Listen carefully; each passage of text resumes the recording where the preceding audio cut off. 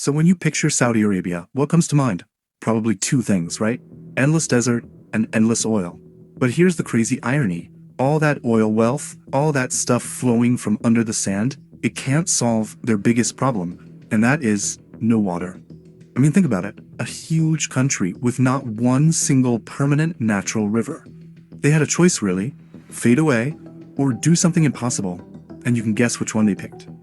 Okay, so can a desert country build a river longer than the Nile? It sounds like a movie plot, right? I mean, building any river in the desert is a big deal. But one that's longer than the Nile? Come on, that just sounds crazy. But believe it or not, this is the story of how they're pulling it off. So where do you even start? Well, before they started building a new river, their first big idea was to find an old one. They took this huge gamble on a secret source of water, basically a hidden ocean buried deep, deep down under the sand. And this stuff has a name, fossil water. Now, don't just think of this as regular groundwater. No, this is seriously old water. We're talking thousands, maybe even millions of years old, just trapped down there. And here's the most important part. It's non-renewable. That means once it's gone, it is gone. The best way to think about it is like a battery you can't recharge. Use it once, and that's it. It's gone for good. So, back in the 70s, armed with this finite supply of ancient water, Saudi Arabia launched this just wild plan. They wanted to be able to feed themselves, so they decided to do something that sounds completely impossible. Grow wheat. In the middle of the desert. And the whole thing, this whole agricultural miracle, was going to be powered by pumping up that irreplaceable fossil water.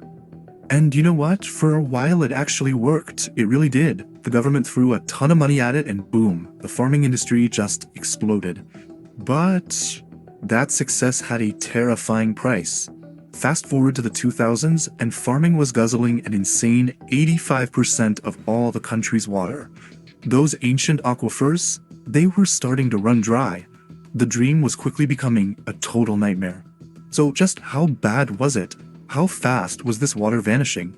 Well, NASA satellites gave us the answer, and it's pretty mind-blowing. The aquifers were losing 2 cubic kilometers of water. Not in total. Every single year. That's 2 trillion liters just gone. Poof, forever. That battery we talked about, it was draining, and it was draining fast. Okay, so they basically created their own crisis. They had to make a change, and fast. So they pivoted to a plan that was somehow even crazier than the first one. The thinking was, if we can't depend on the water under the ground, well, we're just gonna have to build a whole new water system from scratch, on a scale nobody had ever even dreamed of. Alright, so when we talk about this artificial river, let's be clear what we mean. You're probably picturing a canal, right? Water flowing through the desert, but that would just evaporate in the heat. No way. The reality is way more high-tech. It's this massive, massive network of pipes, all buried underground. Why? To protect every single precious drop from that blazing sun. And when I say massive, I mean, how big is this network, really? Get this. The total length of all these special anti-rust pipes comes out to 12,000 kilometers. That's 12,000 kilometers of a man-made river, completely hidden under the sand. Let's try to wrap our heads around that number. Think about the Nile River, the longest natural river on the entire planet. That's about 6,600 kilometers long. This artificial underground network, it's almost double that. It's an engineering project on a scale that's hard to even comprehend.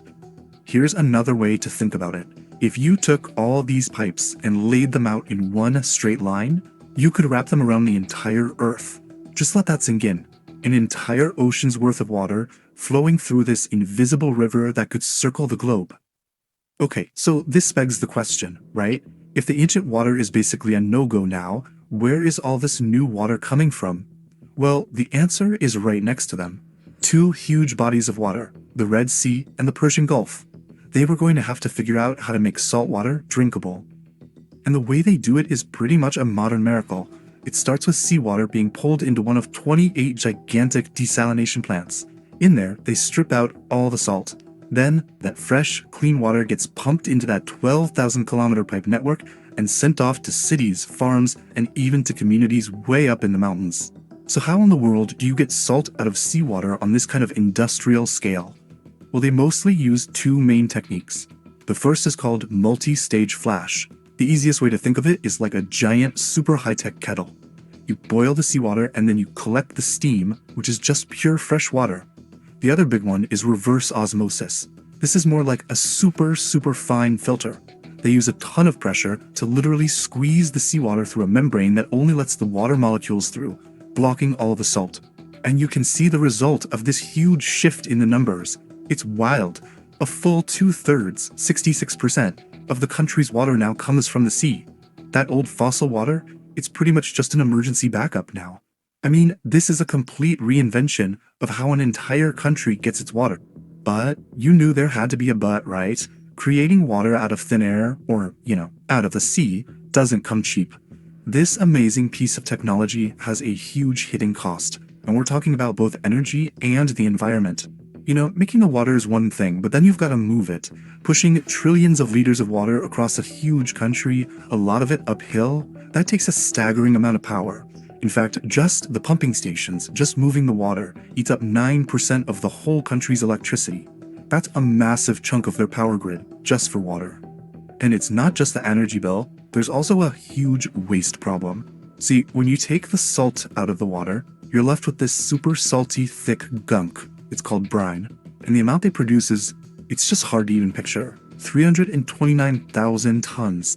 And that's not a yearly number, that's how much they produce every single day. It's just this constant, never-ending mountain of salty waste that, well, it has to go somewhere.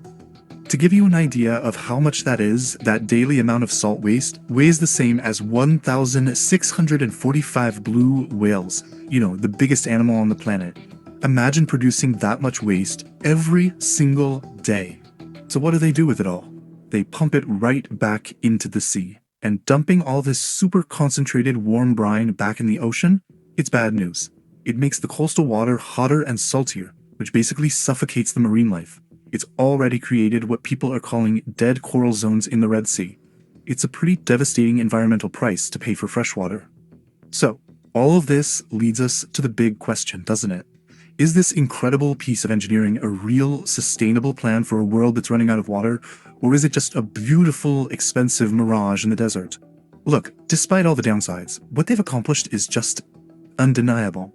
A country with literally zero natural rivers has made itself the world's #1 producer of fresh water. And get this, for symbolism, in 2027, they're going to host the World Water Forum. They're positioning themselves as the ones with the answers for a thirsty planet. And so that's where we are, left with this huge modern paradox. On the one hand, it's this absolutely breathtaking example of what humans can build. It's proof that we can literally engineer our way around nature's limits. But on the other hand, as the energy costs keep going up and the environmental damage gets worse, you have to ask, is this really a sustainable blueprint for the future? Or is it just a beautiful, incredibly expensive illusion that, in the long run, none of us can really afford?